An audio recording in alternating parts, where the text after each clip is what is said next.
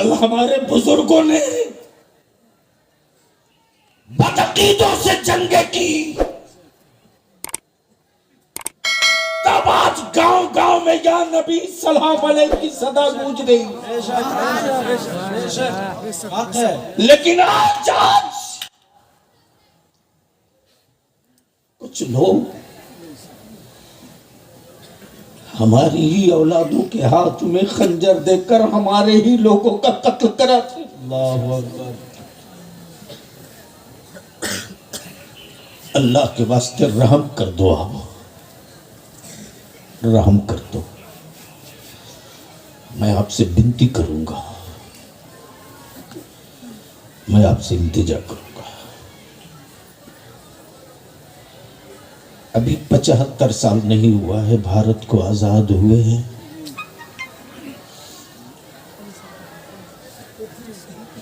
हिंदुस्तान के, भारत के किन किन इलाकों की मिट्टी अपनी औलादों के खून से लाल होता देखोगे।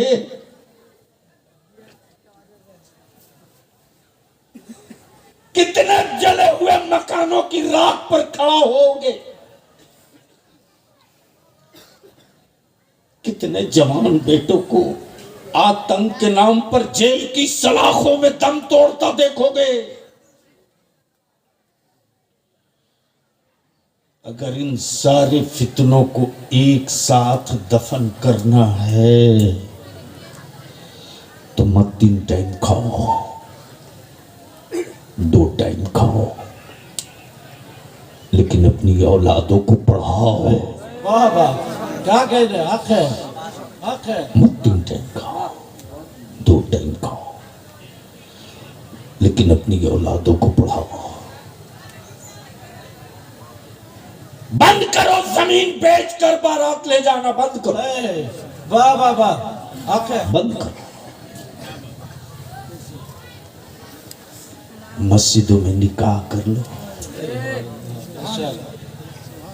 और उसी पैसे को बचाकर अपने बच्चों को पढ़ा दो। सुभान अल्लाह, सुभान अल्लाह, सुभान अल्लाह। याद रख,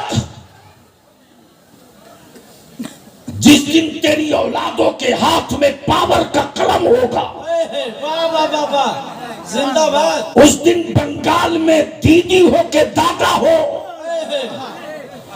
सत्ता और हुकूमत चाहे जिसकी हो, अगर तेरी औलादों के हाथ में पावर का कलम होगा तो वो भीख का कटोरा लेकर नहीं खड़ा होगा जी। कलम को तलवार बनाकर निकाल कर खड़ा हो जाएगा। क्या मैसेज है। और कलम की नोक से आबादी के हिसाब से अपना हिस्सा खुद वापस कर लेगा। हक है, हक है, हक है। जिंदाबाद, जिंदाबाद। इसलिए हम अपने उलमा से विनती करेंगे, विनती करेंगे। जी, हक है। पढ़ सकते हो तो पढ़िए बिहार को। त्रिपुरा जाने से पहले कोलकाता में बहुत से इंटेलेक्चुअल्स आए मिलने। जब मैंने पूछा स्टेट सर्विस कमीशन में मेरे बच्चों का रिजल्ट का ग्राफ बताओ, जब तक ब्लॉक में, अंचल में, डीसी ऑफिस में, कलेक्टेरिएट में, सेक्रेटेरिएट में, थाना और प्रशासन में जब तक हमारे बच्चों को जगह नहीं मिलेगी तब तक भीख मांगोगे, भीख मांगोगे। खूब मैसेज, खूब अच्छा मैसेज। तेरा बलिया भी उसी बिहार में लड़ करके अपनी बात मनवा लिया। वाह वाह। झारखंड में भी बलियावी की बात मान ली गई। मैंने कहा ये हज हाउस बनाए हो, इसको बंद करो। जब हम 3.5 लाख देकर हज को जा सकते हैं तो 2 रात तेरे हज हाउस में कलकत्ता और पटना और रांची में नहीं बिताएंगे, होटल में रह के चले जाएंगे। लेकिन अगर माइनॉरिटीज और मुसलमानों के लिए रखे हो तो इस बिल्डिंग में स्टेट सर्विस कमीशन के एग्जाम्स कंपटीशन की तैयारी के लिए फ्री लॉजिंग फूडिंग कोचिंग का इंतजाम कर। अल्लाह का शुक्र है कि 150 बच्चों का कोटा था। उस 150 में 52 बच्चे सिर्फ एक हज हाउस से कंप्लीट कर गए। सुभान अल्लाह। अब वो कोटा 400 का हो गया। कल बलिया भी जब फोन करता था तो मायूसी होती थी। अब अल्लाह का शुक्र है, जब फोन करता हूं तो कोई ना कोई मेरी कौम का बच्चा मिलता है। थाना हो, ब्लॉक हो, अंचल हो, कलेक्टरिएट हो, सेक्रेटेरिएट हो, जैसे ही बच्चों को पता चलता बलियावी साहब का फोन है, खुशियों से आंसू छलकने लगते हैं। जब बच्चे हमारे कहते हैं हजरत मैं फला गांव का रहने वाला हूँ, फला का बेटा हूँ। हजरत दारी शरीया में हम आते थे, 12 रबीउल अव्वल शरीफ के जुलूस में हम आते थे। उस वक्त दिल को सुकून मिलता है कि चलो अब हमारा वो बच्चा पहुंच गया है। जब तालिब के जमाने में नारा लगाता था सरकार की आमद मरहबा, जब कलेक्टरिएट में पहुंचा है, सेक्रेटेरिएट में आ गया है, ब्लॉक में आ गया है, तो पद और ओहदा जो हो,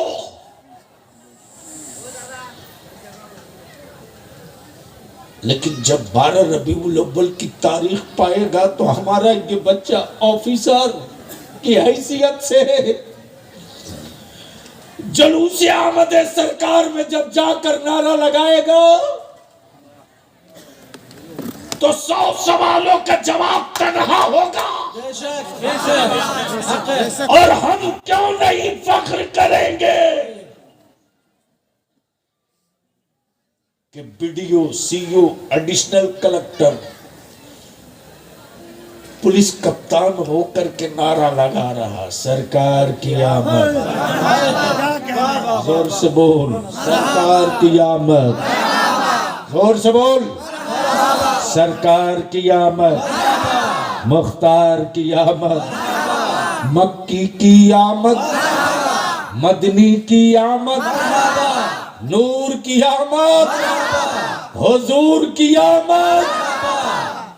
सुभान अल्लाह। जब वो नारा लगाएगा तो मालूम है क्या पोजीशन होगी शहर की। हमारी नस्लों के दुश्मन भी सोचने पर मजबूर होंगे। लेकिन ये कड़वा सच है, तुझको पीना पड़ेगा। शर्म नाम की कोई चीज है तो आज से, इसी वक्त से, अब भी से तौबा कर। गैरों ने मेरी औलादों को आवारा उतना बड़ा नहीं बनाया था जितना बड़ा आवारा तुमने अपने बेटों को हाई टेक मोबाइल देकर बना दिया। अगर तेरे सीने में माँ के दूध की गैरत जिंदा है तो अपनी अपनी बहन बेटियों की घर की इज्जत बचाओ बचाओ। मोबाइल देकर बेटियों को आवारा तुमने बनाया, तुमने लानत हो उन औरतों पर लानत हो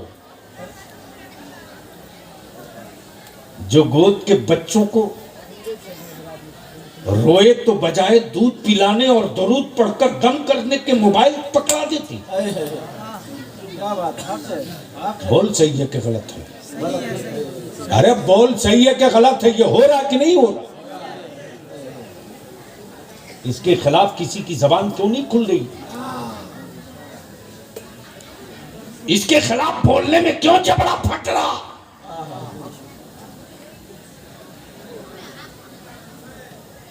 जिस बच्चे को कोरे कागज को तुमने जब बचपने में ही गाना सुना दिया, तो होश में आने से पहले ही आवारगी का सारा रंग तूने चढ़ा दिया। मेरी मां बहनों, कहां हो तुम?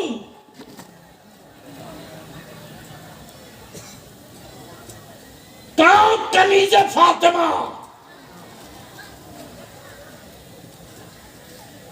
कल जब बच्चे रोते थे तो मां आंचल में छुपाकर पिस्तान से दूध भी पिलाती थी, और मां कुरान की तिलावत भी करती थी। अगर कुरान नहीं पढ़ी है तो मेरे आका पर दरूद पढ़ा करती थी। सुभान अल्लाह, सुभान अल्लाह, सुभान अल्लाह। और मैं तो साफ कहता हूं,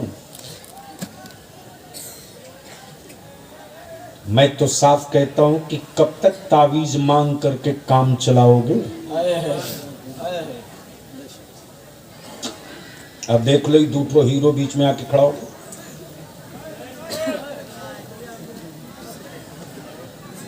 वो सब जलसा सुनने थोड़ी है, वो तो मस्ती पार्टी है। उसको क्या मतलब है जलसा से? मेला वाले हैं। बस आखिरी बात अर्ज कर, मोहब्बत से बोल दो सुभान अल्लाह, और जोर से सुभान अल्लाह। अरे बाप, एक कुछ आखिरी बात बोल। मेरी माँ बहनों और मेरी कौम के जिम्मेदारों, चाहे जिस पंचायत के हो, नौजवानों कान खोल के सुनो। अरे तुझको होश भी है? तुम्हें क्या पता कि क्या हो रहा है? 2021 में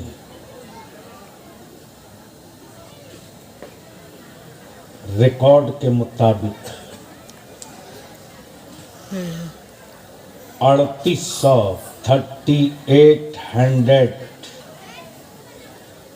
ईमान वालों की बेटियां गैरों के साथ चली गई।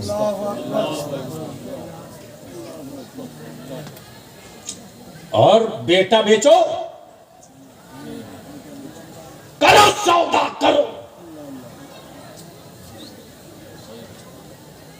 खाओ हराम की बिरयानी। बहुत उम्दा, बहुत उम्दा, बहुत उम्दा। अरे तुमने बोटियां नहीं खाई है, अरे कच्चा खून खाया है, खून। और उसके बाद शिकवा करते हो कि मुझको हुकूमत जूता मार रही है। बलिया भी तो साफ कहता, किसी हुक्मरा के बाजुओं में दम नहीं है रे, जो नबी के आशिकों को आंख दिखा सके। बेशक, बेशक, सुभान अल्लाह, सुभान अल्लाह, सुभान। इसलिए कि मेरा ईमान ये है कि अगर हम नबी वाले हैं तो मेरी सांसें मेरी नहीं, मेरा जिस्म मेरा नहीं, मेरी धड़कन मेरी नहीं, मेरा दिल मेरा नहीं, बल्कि सिर्फ एक ही कैफियत है, उन्हें जाना। सुभान अल्लाह, सुभान अल्लाह। क्या? जोर से, जोर से, जोर से, जोर से। उन्हें जाना, उन्हें माना, न रखा गैर से काम, लिल्लाहिल हम्द के दुनिया से मुसलमान गया। हम अपनी चमड़ी, रंग, खानदान, कबीला, कौम, सूबे से नहीं पहचाने जाते। ईमान वाला तो गुंबदी खजरा के मकी मोहम्मदुर रसूलुल्लाह की गुलामी से पहचाना जाता है। और जब ये रंग चढ़ जाता है तब हर आशिक पुकार कर कहता है, या रसूलल्लाह अलैहिस्सलाम, ज़मीनो ज़मान तुम्हारे लिए, मकीनो मकान तुम्हारे लिए, बने दो जहां हमारे यहाँ, उठे भी वहां। इसलिए आला हजरत ने आदत डलवा दी कि अपनी ज़बान पर हर वक्त ये सदा जारी रखो, अस्सलातु वस्सलामु अलैका या रसूल अल्लाह, अस्सलातु वस्सलामु अलैका या रसूल अल्लाह। ये अपनी औलादों को रटा कर रख, ताकि कब्र से लेकर क़यामत तक यही नुस्खे इश्क तेरी औलादों को और हम सबको काम आ जाए। इसलिए मैं अंतिम में, लास्ट में यही कहूँगा कि बुजुर्गों से सच्ची अकीदत, औलादों की नेक तरबियत, मोबाइल से अपनी बेटियों को दूर रखो, दूर। मोबाइल से अपने बेटों को दूर रखो। है किसी बाप की हिम्मत जो अपने बेटे का मोबाइल चेक कर ले? कर सकते हो क्या? अरे बोलो ना, जोर से बोलो ना। तो दिए हो इबलीस का डब्बा और मांग रहे हो सुधरने के लिए पीर साहब से ताबीज। क्या गलत बोल रहा हूँ?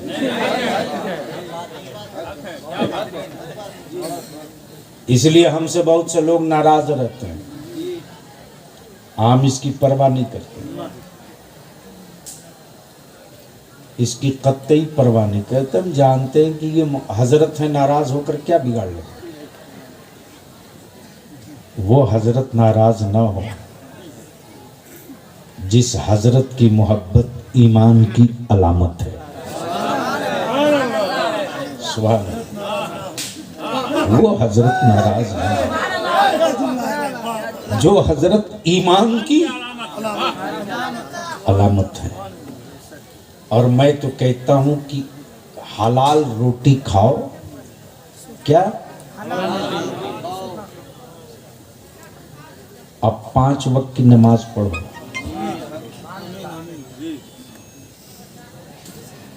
कितना हो बिगड़ैल जिन्नात क्यों न किसी को पकड़ा हो, सिर्फ दुरूद शरीफ पढ़ के पानी पर दम करके दे दो। जिन्नात के बाप की हिम्मत नहीं जो दोबारा लौट के आ गए। लेकिन रोटी हलाल खाओगे नहीं ताबीज लेने के लिए। इसलिए आखिर में यही इल्तिजा करूंगा, सैलाब के पानी से खेती अच्छी नहीं होती। इस्तियारा समझ सकते हो तो समझ लीजिए। और गमले में गेहूं बो देने से, धान लगा देने से खानदान नहीं पोसा जाएगा। उसके लिए खेत में खेती करनी होगी। इसलिए सैलाब के पानी पर भरोसा मत करो। जो तेरे गांव का इमाम है, आलिम है, उसकी औलादें रोटियों के लिए परेशान ना हो, उनका ख्याल करो।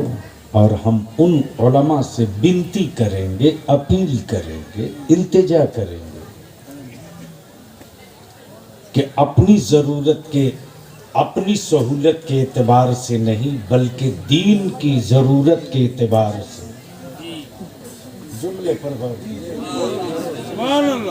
अपनी सहूलत के एतबार से नहीं, दीन की ज़रूरत के एतबार से। अगर गांव और मोहल्ले के बच्चे सुबह न मिले, मगरिब बाद मिले, असर बाद मिले, तो उसी वक्त उन बच्चों को 1 घंटा पढ़ा दो। जिस दिन ये काम आप शुरू कर दोगे ना, तो जो घर, जिस घर के लोग आपसे नफरत करते हैं, जब उनके बच्चे पढ़कर जाएंगे, कदम रखेंगे चौखट पर, जब कहेंगे अम्मी सलाम अलैकुम, तो वो माँ आपके लिए दिल बिछा देगी कि मेरे गांव के इमाम ने मेरे बेटे की सोच बदल दी है, मेरे बेटे का नजरिया बदल दिया है। हम अपनी औलादों के साथ भूखे सो सकते हैं, लेकिन हमारा इमाम कभी भूखा नहीं सोएगा। अगर ये कुर्बानी आपने कल से शुरू कर दी तो 40 दिन के अंदर जो इनकलाब आएगा उसको कोई माई का लाल रोक नहीं पाएगा। और यही सबक हमारे बुजुर्गों ने सिखाया है। अल्लाह रब्बुल जलाल उर्स कमेटी के नौजवानों की ईसार को, आपकी कुर्बानी को, हम सब की शिरकत को अल्लाह वालों के सदके रब्बुल जलाल अपने महबूब की बारगाह में कबूल फरमाए। अभी आप जाएंगे नहीं, जो जहाँ है वहीं बैठे रहेंगे। गुलाम रसूल के लिए आओ मत आओ, लेकिन अपने रसूल के लिए हर जलसे में ज़रूर जाओ। इसलिए मेरी जमात के बड़े बड़े उलमा की अभी तकरीरें बाकी हैं, नातें बाकी हैं। चूँकि अभी यहाँ से मैं त्रिपुरा से लौटा हूँ तो सीधे आप क्या आया, पटना जाऊँगा। कल जोहर बाग से इदारे शरीया की मीटिंग है, वहाँ रिलीफ भेजनी है। बेटियाँ बेघर हैं, मेरी मस्जिदों में पहरे हैं पुलिस के गुंडों के। जले हुए मकानों के राख देखने के बाद दिमाग पर उसका बहुत अजीब असर है। लोगों से भीख मांग रहे हैं, कोई कंबल दे दो, कोई कपड़ा दे दो, कोई कुछ पैसे दे दो। टीन की मस्जिदें हैं, टूट चुकी हैं। अल्लाह वालों, कोई ऐसे हो तो 10 टीन दे दो, करकट दे दो। दुआ करो कि मेरा रब हमारे उलमा को हिम्मत और इदारे शरीया को सलामत रखे। अल्लाह रब्बुल जलाल गैब से मजलूमों को फिर से आबाद करने का सामान पैदा फरमा दे। खुदा हाफिज़। अस्सलाम वालेकुम।